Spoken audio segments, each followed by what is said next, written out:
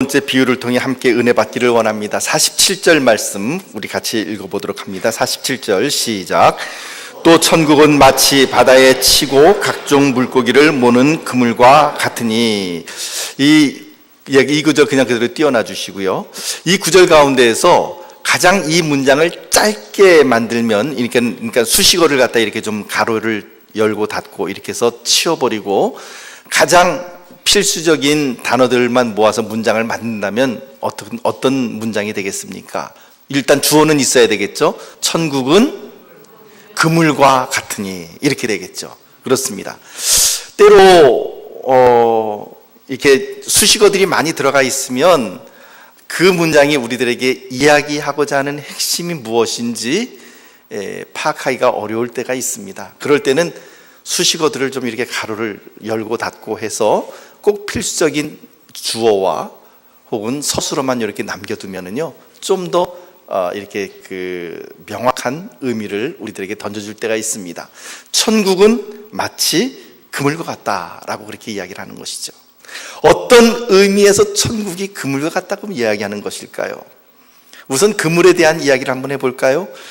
우리가 흔히 알고 있는 개인이 던지는 그물이 있습니다. 아마 우리 어르신들이나, 저는 사실 그물을 던져본 적이 없습니다만은, 그런데 시골에서 자라신 분들은 그물을 던져보신 경험이 있을 거예요. 시냇가에서도 그렇고, 혹은 바다 같은 데서는 아마 좀 어렵지 않을까 싶은데, 강이나 이런 시냇가 같은 데서는 이렇게 그물을 갖다 이렇게 제가 던지는 걸 봤는데, 이렇게 손에 모아서 이거를 머리 위로 휙 하고 던지면 그물이 우산처럼 쫙 펴지면서 이 시냇가나 혹은 강가에 어떤 일정한 범위 내에 이렇게 쫙 들어가죠. 그리고 그 안에 있는 물고기들을 이렇게 다 잡아내는 것이죠. 이런 손 그물을 이야기할 때는 헬라어로는 암피블레스트론이라고 하는 단어를 씁니다. 그런데 오늘 우리가 읽은 47절 말씀에 천국은 그물과 같다라고 할 때 이 그물은 암피블레스트론이 아니라 사게네라고 하는 그런 그물입니다. 이 사게네라고 하는 그물은 개인이 던지는 게 아니라 배와 배를 연결해서, 그러니까는 이쪽 배에서 한쪽 그물의 한쪽 끝을 잡고 저쪽 배에서 그물의 한쪽 끝을 잡고 이렇게 해서 이렇게 그물을 갖다 이렇게 쫙 훑어오는 그런 형식의 그물인 것이죠. 그러니까 이 사게네라고 하는 그물을 쓰면 물고기가 대량으로 잡히게 되는 것이죠. 그리고 내가 의도하지 않았던 물고기들도 같이 잡히게 되는 것을 바로 이 사게네라고 하는 이 그물을 통해서 우리가 알 수가 있습니다. 도대체 주님께서는 이 그물, 이 사게네라고 하는 이 그물의 어떤 면을 보시고 천국이 그물과 같다라고 말씀을 하셨을까요? 이 그물이라고 하는 앞에 들어가 있는 이제 수식어들을 우리가 볼 필요가 있습니다.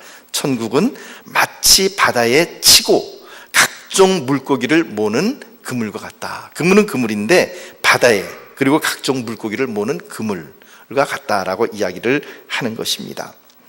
이 말씀은 하나님께서 하나님의 백성을 선택하시고 하나님의 백성을 하나님의 장중 안에 잡아 오시는데 그것이 꼭 무엇과 같냐면 그물과 같다라고 하는 것입니다. 이 말씀 가운데 우리들에게 던져주는 메시지가 있습니다. 하나님은 하나님의 백성을 결코 놓치지 아니하신다라고 하는 것이죠. 하나님께서는 그물을 치시고 잡으셔서 물고기 하나라도, 주님의 백성 하나라도 결코 놓치지 않고 그것을 이렇게 반드시 끌어올리시겠다라고 하는 하나님의 의지와 하나님의 사랑을 우리가 느낄 수가 있는 것입니다. 여러분, 물고기를 잡겠다라고 하는 적극적인 의지, 하나도 놓치지 않겠다라고 하는 의지가 있으면 그물을 칩니다. 그러나 잡히는 놈은 잡히고 많은 놈은 많고 이렇게 그냥 대충 한다면은 그물을 던질 필요가 없죠. 그럴 때 뭐를 합니까? 낚시를 하죠. 그냥 눈먼 물고기가 미끼를 물면 잡히고 안 물면은 그냥 그만이고. 그런데 주님께서는 낚시와 같다고 말씀하시는 게 아니라 그물과 같다라고 말씀하셨습니다. 결코 주의 백성들을 하나도 놓치지 않겠다라고 하는 주님의 의지인 것이죠. 하나님께서는 적극적으로 저와 여러분들을 사랑해 주셨습니다. 그래서 주님의 백성으로 저희들을 다 불러 모아주셨습니다. 하나님은 우리를 그냥 아무렇게나 걸리면 걸리고 말면 말고 하는 낚시가 아니라 그물로서 우리 모두를 지금 이 평택제일교회 가운데 또한 이렇게 불러 모아주셨습니다. 하나님은 자신의 아들 독생자 예수 그리스도를 십자가에 못 박혀 죽게 하시기까지 우리를 사랑해 주셨습니다. 그것이 바로 하나님의 사랑이고 하나님의 십자가의 그물인 것이죠. 이번에 성지순례를 아시다시피 그 11박 12일을 저희가 다녀왔습니다. 다녀오면서 이제 오는 길에 물어봤습니다. 저희 팀들에게 가장 인상 깊었던 장소 혹은 인상 깊었던 시간이 언제인가라는 것을 물었습니다. 혹자는 히스기야 왕이 파놓은 히스기야 터널, 히스기야 수로죠. 지하 533m, 캄캄한 빛이 하나도 들어오지 않는 지하 수로 533m를 걸어갔던 그 히스기야 터널이 인상 깊었다라고 말씀하시는 분들도 계시고, 또 어떤 분은 그 광야 체험을 하기 위해서 이제 우리가 와디룸이라고 하는 그 광야로 나갔는데, 그 광야에서 바라보았던 아주 밤하늘에 총총이 빛나는 쏟아져 내릴 것 같은 그런 별빛이 너무나도 잊지 못할 그런 광경이었다라고 꼽는 분들도 계셨고, 또 요르단의 그 페트라라고 하는 바위를 파서 만든 그 바위 도시가 인상 깊었다라고 말씀하시는 분들도 있었습니다만, 압도적으로 1위는 무엇이었는가? 1위는 십자가의 길이었습니다. 주님께서 십자가를 지고 걸으셨던 그 십자가의 길을 새벽에 우리가 함께 올라갈 때에 주 예수 그리스도의 그 사랑을 우리의 가슴 가운데 느꼈다라고 하는 것이었습니다. 그렇습니다. 주님은 당신의 아들 독생자 예수 그리스도를 십자가에 못 박아 죽이시면서까지 우리들에게 그물을 쳐주신 분이십니다. 그리고 우리들을 적극적으로 하나도 놓치지 않겠다라고 선언하시고 우리들을 불러 모아 주셨습니다. 그것이 바로 하나님의 사랑인 것이죠. 이 비유를 통하여 우리가 배우는 것은, 일단 그물에 고기가 걸려들면 어떻게 되는가? 처음에는 그 고기가 자기가 그물에 걸린지도 모르겠죠. 처음에는 그물에 걸렸어도 지 마음껏 돌아다닙니다. 그러나 이 어부가 그 그물을 하나하나 이렇게 한 손 한 손 이렇게 잡아 당기게 되면 어떤 일들이 일어나게 될까요? 처음에는 자기가 그물에 걸렸는지도 모르지만 나중에는 그물이 점점 옥죄어 오면서 이제 드디어 원하지 않는 곳에 그 물고기들이 드러나게 되는 것입니다. 그물을 바다에서 끌어올리게 되면 속에 있는 물고기들의 모습이 다 드러나게 되죠. 작은 고기도 있고 큰 고기도 있고, 쓸만한 고기가 있는가 하면 몹쓸 고기들이 있습니다. 다 드러나면서 물고기들이 엎치락뒤치락하는 모습을, 바닥바닥하면서 엎치락뒤치락하는 모습을 우리가 볼 수가 있죠. 주님께서는 이 하나님의 역사의 마지막 때에 역시 이러한 일들이 있게 됨을 우리들에게 보여주시고 있는 것입니다. 역사의 종말이 가까워올 때 세상에는 더욱더 고통과 고난이 많아지게 될 것이고, 동시에 악인과 선인이 또한 분명하게 드러나게 될 것임을 우리들에게 말씀하시고 계십니다. 바로 그것이 하나님의 방법인 것입니다. 이제 어부가 그물을 끌고 땅으로 올라오게 되면 어떤 일들이 일어나게 될까요? 48절 말씀 같이 읽어봅니다. 48절 시작. 그물에 가득함에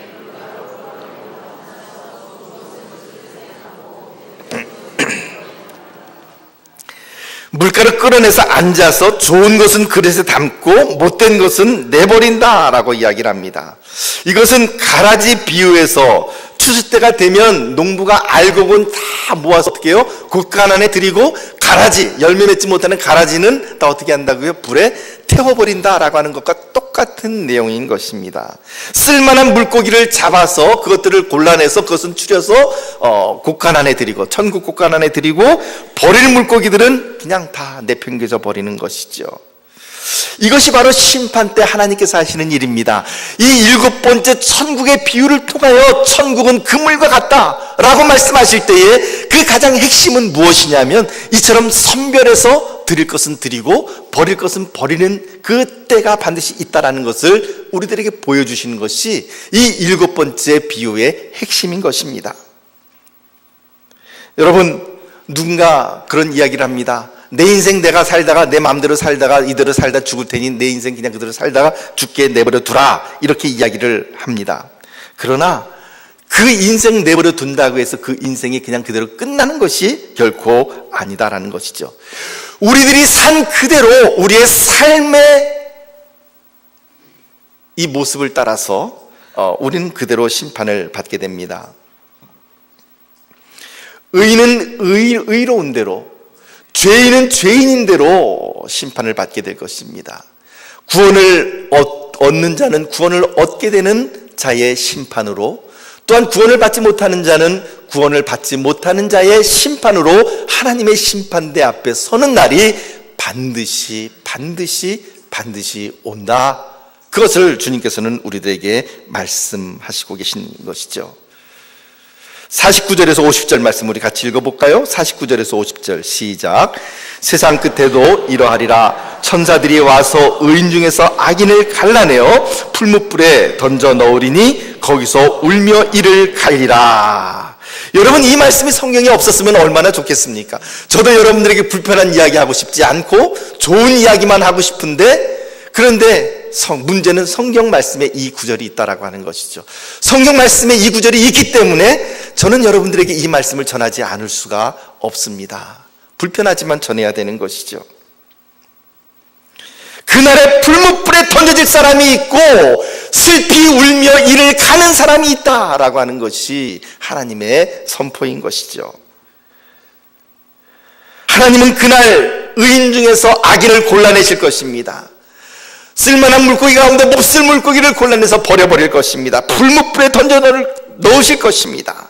여러분, 다른 사람은 속일 수 있습니다. 아니, 심지어는 내가 나 자신을 속일 수도 있습니다. 그러나 하나님은 우리가 결코 속일 수가 없는 것입니다. 이 사람이라는 존재가 참 묘해서요, 남을 잘 속이기도 하고 심지어는 자기가 자기 자신을 속이기까지 합니다. 온갖 악한 생각과 더러움이 가득하지만 겉으로는 의인처럼 행사한 사람도 그날에는 하나님의 눈을 피할 길이 없는 것이죠. 예수를 오래 믿었고 거룩한 척한다고 해서 하나님은 속지 않습니다. 그런데 사람은 내가 이렇게 예수를 오래 믿었으니, 내가 이렇게 거룩한 척하며 살았기 때문에라도 나는 하나님의 나라에 들어갈 것이라고 스스로를 속입니다. 그러나 누구도 예외 없이 그날에는 심판을 받게 되는데 하나님의 눈을 속일 수 있는 그 어떤 사람도 존재하지를 않습니다. 더욱더 비참한 것은, 더욱더 이 긴박한 것은 무엇이냐 하면, 무언가 잘못됐다, 이거 아니네 라고 하는 생각이 들었을 때는 돌이킬 시간이 없다라는 것입니다. 그때에는 역사의 끝이요 심판 때이기 때문에 그렇습니다. 우리 살다 보면 죽음을 거부하는 어리석은 사람이 있습니다. 나는 안 죽을 거야, 나 이렇게 살다가 죽을 수 없어 라고 그렇게 죽음을 거부합니다. 그러나 여러분, 내가 죽음을 부정한다고 해서 그 죽음이 나를 피해갈까요? 나랑 죽음이 아무 상관이 없을까요? 그거 아닙니다. 내가 아무리 죽음이 나랑 관계가 없다라고 내가 이야기를 한다 할지라도 죽음은 나에게 반드시 찾아올 수밖에 없습니다. 죽음이 싫고 두렵지만, 죽음을 인정하고 싶지 않지만, 그러나 그 삶의 마지막이 우리에게 반드시 찾아온다라고 하는 것이 바로 하나님께서 우리에게 보여주시는 진리입니다. 그래서 어떻게 해야 됩니까? 마지막이 있기 때문에 우리는 그 죽음을 준비하며 살아가야 되죠. 지혜로운 사람은 누가 지혜로운 사람입니까? 일주일 후에 시험이 있다고 한다면 팽팽 노는 사람이 지혜로운 학생일까요? 아니면 열심히 시험 공부를 하며 대비하는 사람이 지혜로운 학생일까요? 열심히 시험 공부를 하며 대비를 해야 되겠죠. 여러분, 하나님께서도 우리들에게 역시 마찬가지입니다. 지혜로운 사람은 우리들에게 반드시 찾아올 그 죽음을 준비할 줄 아는 사람이 지혜로운 사람입니다. 저는 제 하는 일이다 보니 그 병원에 가서 이렇게 환자를 돌아보고 또 때로는 기도해 드리는 것이 참 많이 있습니다. 그렇게 병원을 이렇게 입원하신 분을 보면은요, 대충 이제 이분이 얼마 남지 않았구나라고 하는 것을 그게 직감적으로 이렇게 느껴지는 경우가 참 많이 있습니다. 대부분 보면은 이분은 좀 아직까지는 더 오래 가실 수 있겠다라는 생각이 드는가 반면에 또 어떤 때는 이분은 이제 얼마 남지 않았구나라는 생각이 들기도 합니다. 그때 목사로서 제가 참 하기 어려운 말 중에 하나가 무엇이냐면요, 당신 이제 얼마 남지 않았으니 죽음 준비하시오. 이 말은 정말 하기 어려운 말입니다. 목사인 저도 그러니 가족들 입장에서는 오죽하겠습니까? 가족들 입장에서도 분명히 의사 선생님의 말에 의하면 이제 앞으로 한 달밖에 남지 않았는데 그것을 남편에게 혹은 부모님에게 혹은 내 자녀에게 전달해 주기가 참으로 난감한 것이죠. 그래서 그냥 그런 말을 안 하고 그냥 대충대충 이렇게 넘어가 버리는 경우도 있습니다. 그러나 여러분, 특별히 죽음이 임박한 환자에게는 빨리 죽음을 알려주어서 준비를 해야게 할 시간을 주는 것이 필요합니다. 고통스럽고 어렵지만 그럼에도 불구하고 자기가 맞이해야 될 죽음을 미리 준비할 수 있는 시간을 가져야 되는 것입니다. 그래서 저와 제 아내는 서로 그렇게 약속을 했습니다. 지금 당장은 아니겠지만 그러나 언젠가 우리에게 그런 죽음이라고 하는 그 단어가 가깝게 느껴질 때, 누군가 이제 실체를 깨닫게 되었을 때 결코 숨기지 말자. 그리고 그때가 다가오면 여보, 이제 우리 당신에게 남은 날이 며칠밖에 안 남았대요. 이 말을 담담하게 해주자. 이것이 바로 저와 제 아내의 약속입니다. 여러분, 죽음을 준비한다라고 하는 것은 단순히 육신의 죽음만을 준비하는 것이 아니라 심판을 대비한다는 말과도 같습니다. 여러분, 다들 학교 다니실 때 시험 답안지를 다 작성해 보셨죠?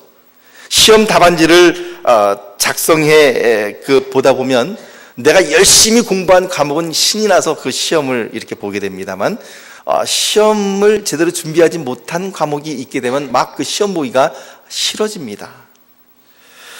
저 요즘은 학점에 그렇게 이제 목매달며 살고 있지는 않습니다. 그래서 요즘은 대충 그냥 학점만 나오면 되지, 그렇게 A 플러스 맞을 열심히 그렇게 하면서 그렇게 실제로 목회를 하면서 공부를 하다 보니까 그렇게 그 학점에 이렇게 목맬 수도 없고요, 목매달고 싶지도 않습니다.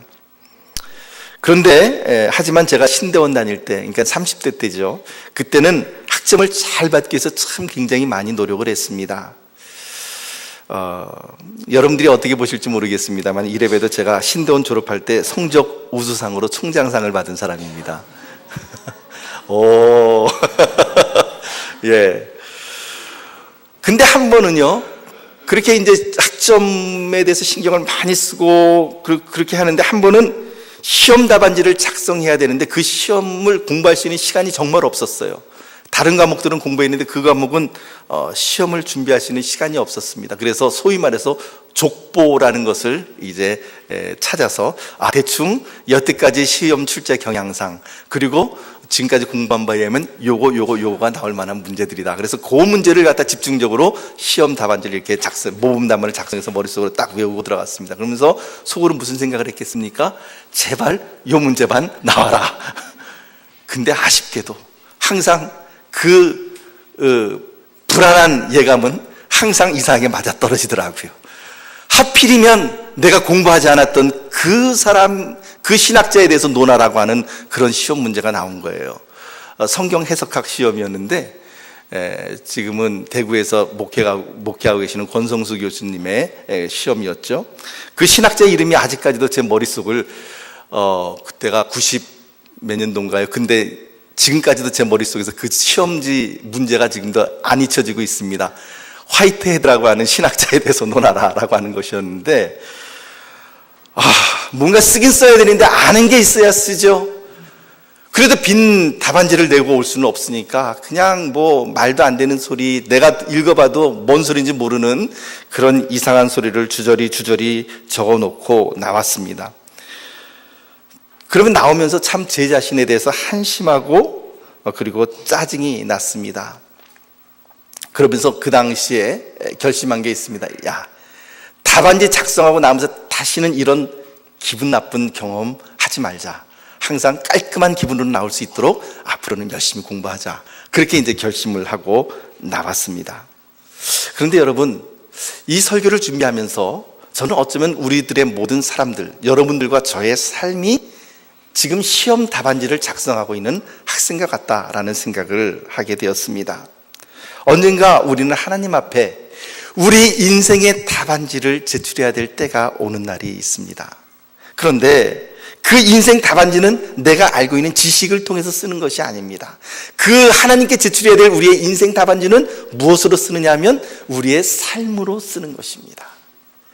우리의 인격으로 쓰는 것이고, 우리의 삶으로 쓰는 것이고, 우리의 지금까지 살아온 삶의 방식으로 써내려가는 것입니다.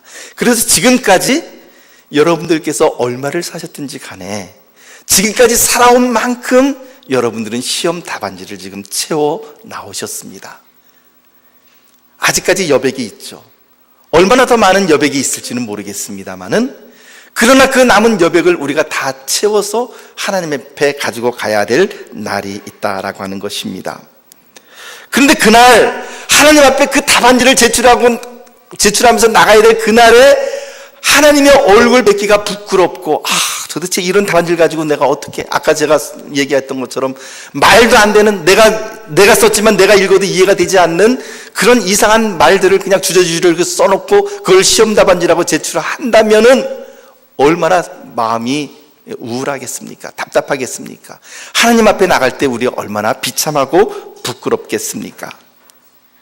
인생 답안지에 주님께서 원하시는 답이 아닌 말도 안 되는 변명을 주저리 적어서 주님 앞에 제출하면 얼마나 비참하고 그리고 부끄럽겠습니까?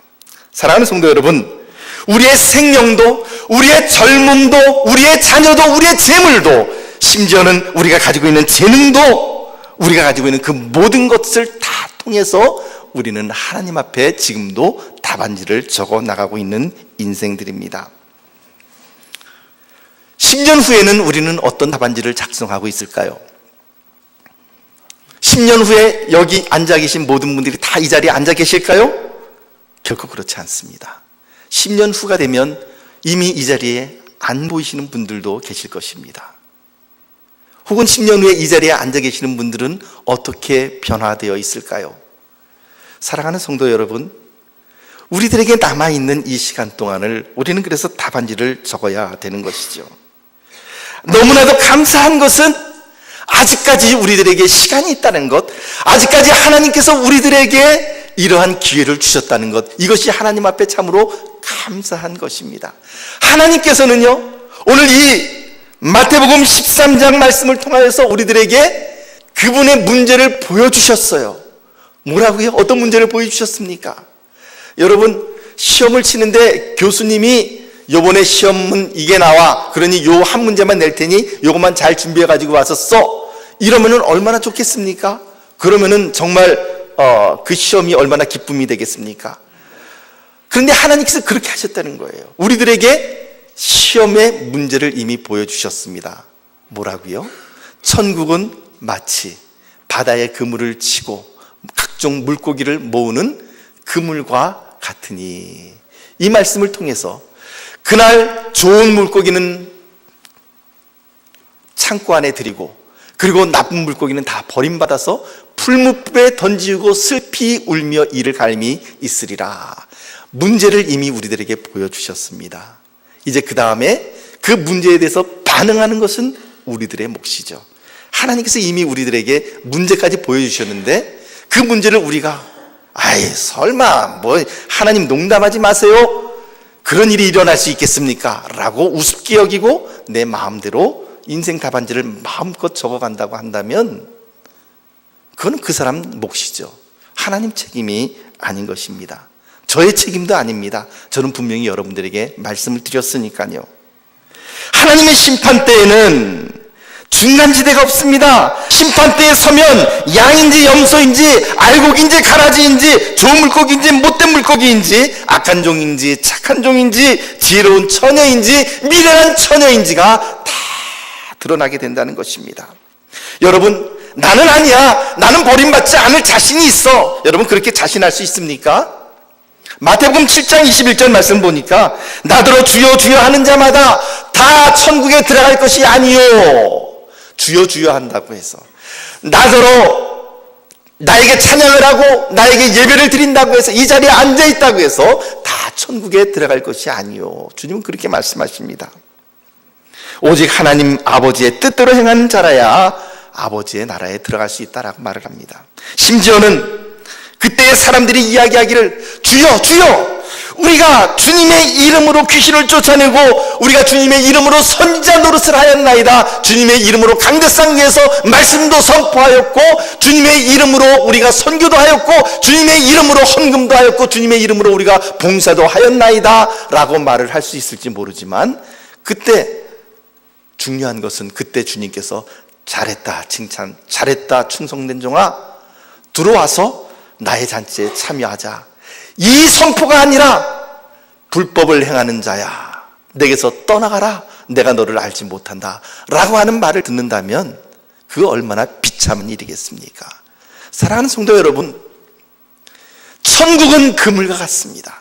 좋은 물고기가 있고 나쁜 물고기가 있고 버림받을 물고기가 있다라고 하는 것입니다.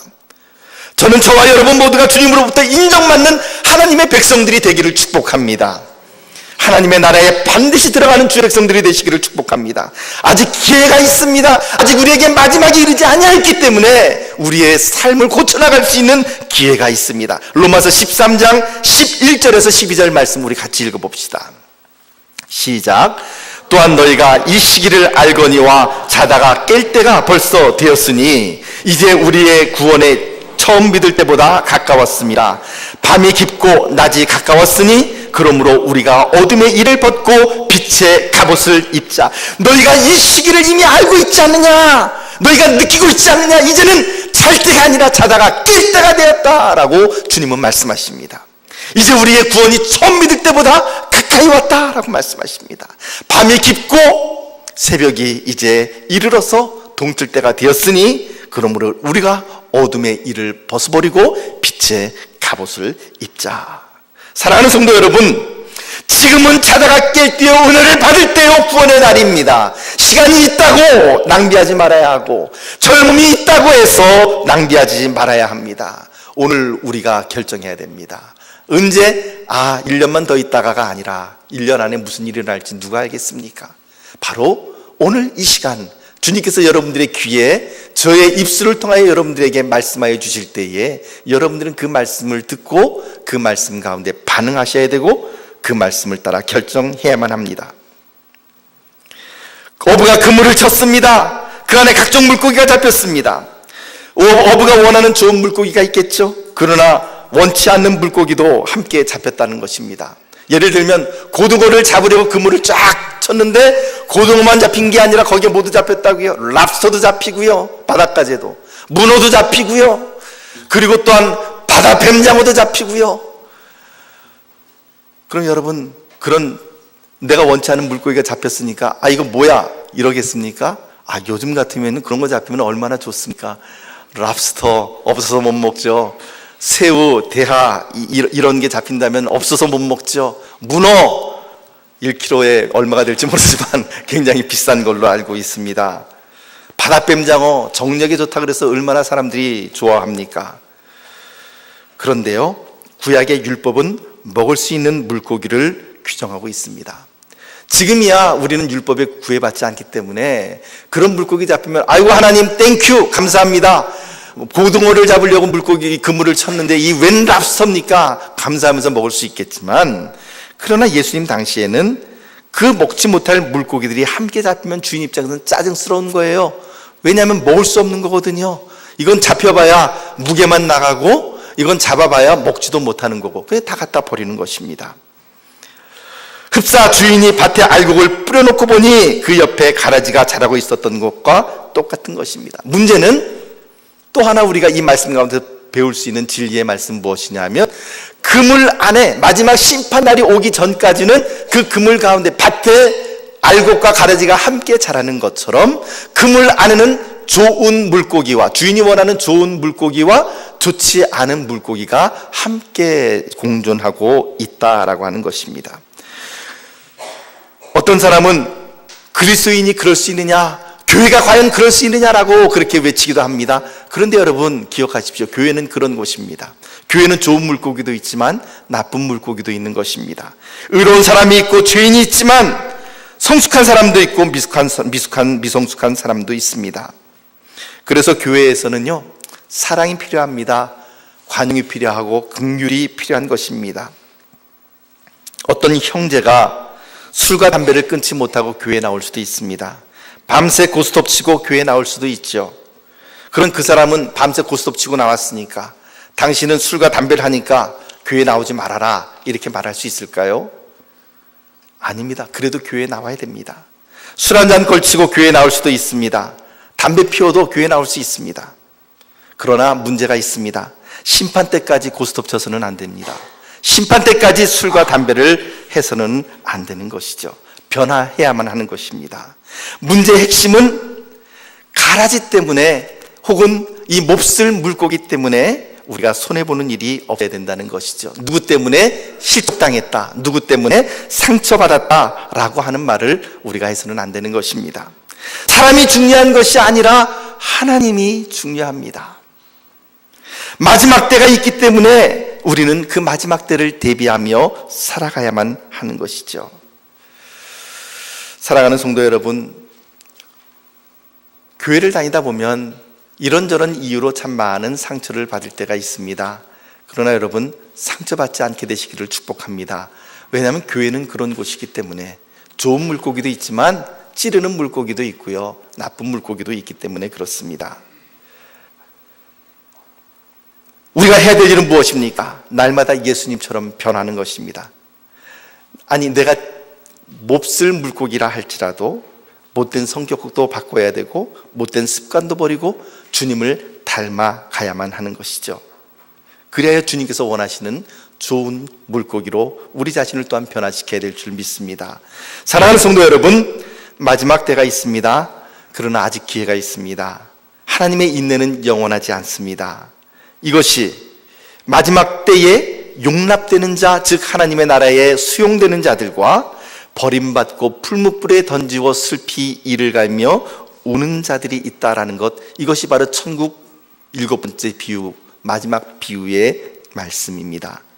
사랑하는 성도 여러분, 저와 여러분 마찬가지 우리 모두가 다 시험 답안지를 작성하고 있는 중입니다. 우리에게 이 시험 답안지 작성할 수 있는 시간이 얼마나 남아있는지 모르지만, 그러나 바라고 소원하옵기는 이제 이 남아있는 여백의 시험 답안지에는 주님께서 기뻐하시는 그런 인생 답안지가 되시기를, 주님께서 기뻐하시고 주님께서 칭찬해 주시는 참 잘 썼다, 참 좋은 인생 살았다 라고 주님께서 칭찬해 주시는 그런 귀한 인생들 되시기를 예수님의 이름으로 축복합니다. 우리 함께 기도하겠습니다. 하나님 아버지, 우리에게 마지막 시험 답안지가 있는 것을 기억하게 하시고 그것을 향하여 뚜벅뚜벅 걸어나가며 주님께서 원하시는 알곡과 같은 좋은 물고기들이 되게 하여 주시옵소서. 예수님 이름으로 기도하옵나이다. 아멘.